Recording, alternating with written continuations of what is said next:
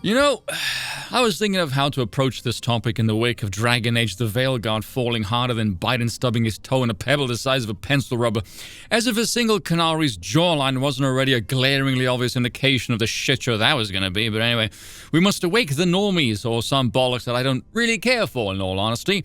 And am I the only one who looked at that face and the voice that comes to mind is just, it's like the sound of a depressed whoopee cushion? Can we just be honest here for a moment? The whole conversation around DEI is boring as all hell at this point. We know who's doing it. We know it's part state, it's mostly BlackRock and Vanguard. Hell, if you want a proper deep dive on all of that shit, there's a video link down below where Miss Savvy goes full-on autism on the connection of SBI. She goes off and shows all of the dirty, incestuous network of nepotism that lurks beneath the surface, so well done to her.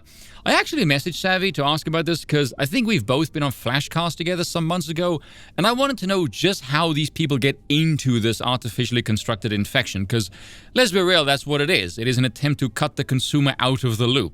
Why? Tanking stock value, mentally deranged insanity, who the hell knows? I suspect a much more nefarious force because I notice things, but anyway, I'll get back to that in just a few short moments. Because what I would prefer to discuss here, because I think it is far more interesting, is why the escaped mental patients of this sphere are the way they are. Well, far beyond the reasons I just mentioned. Enter this tweet from V. At the end of the day, why shouldn't I be a bigot? What do I gain if I discard my bigotry? An excellent question, by the way, absolutely based, well done, V. So let's try and break this down, and we'll get back into the cringe fringe in a few moments. In any organized group of humans, there's things you are permitted to do and things you are not permitted to do, should you wish to maintain social cohesion. The human behavior cycle facilitated and regulated by a reward and punishment system.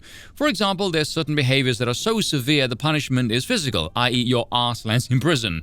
So we're more than willing to segregate certain people in society. It just depends on who's dishing out the punishment and by what methods they will try to resist this. Doesn't always need to be physical, though. Other behaviors often results in some elements of, say, social shaming, alienation, ostracizing from the rest of society. Bigotry, then, is nothing more than some twat's way of trying to shame you for exercising an element of discrimination. No doubt because you offended their own moral sensibilities, which frankly never quite made any sense to me. Oh, look, this person is racist, sexist, homophobic, blah, blah, blah.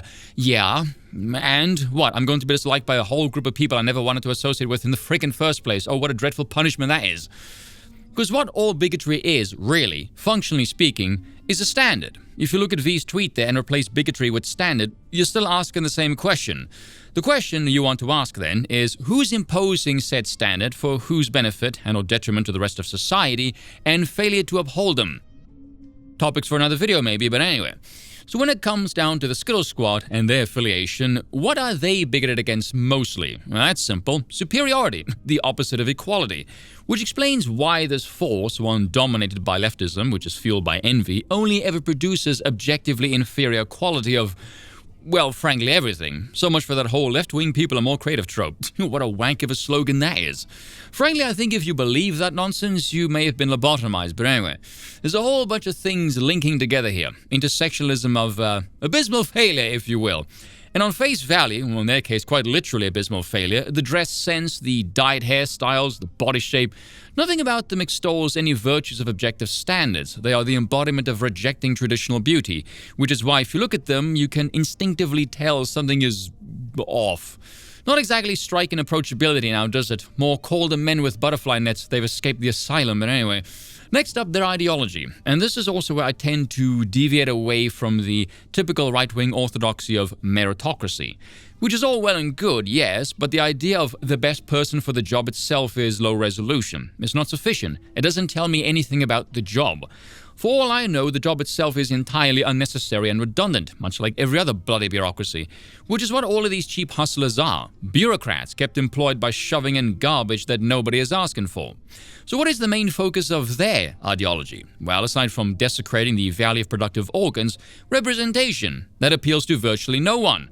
So why does it appeal to them? A good question, which leads us to the single biggest problem in all of gaming, and frankly for the rest of society as well, women.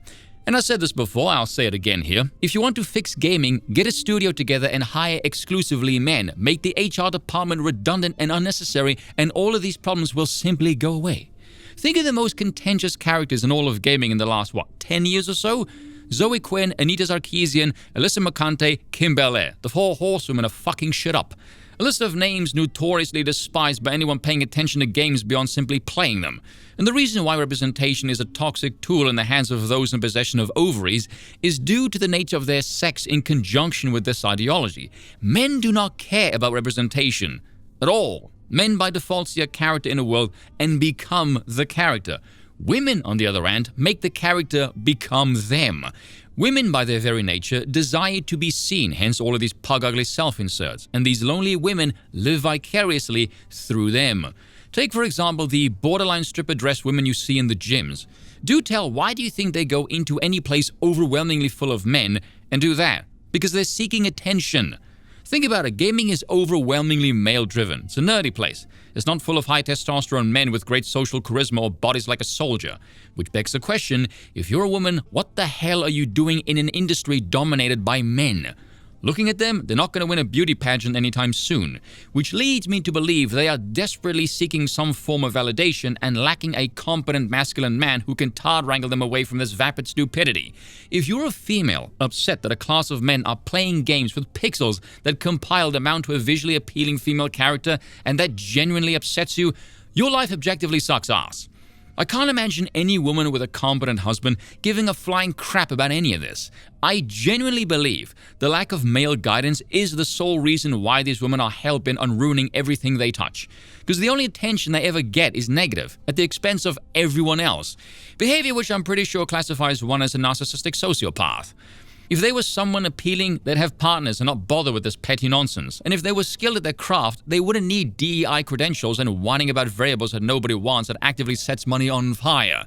What you're looking at is nothing short of life's participation trophies infecting products with their obnoxious inadequacies and then throwing a hissy bitch fit when the world notices everything they touch sucks ass for it. No more, no less. Cheers for watching, and once again, I apologize for nothing.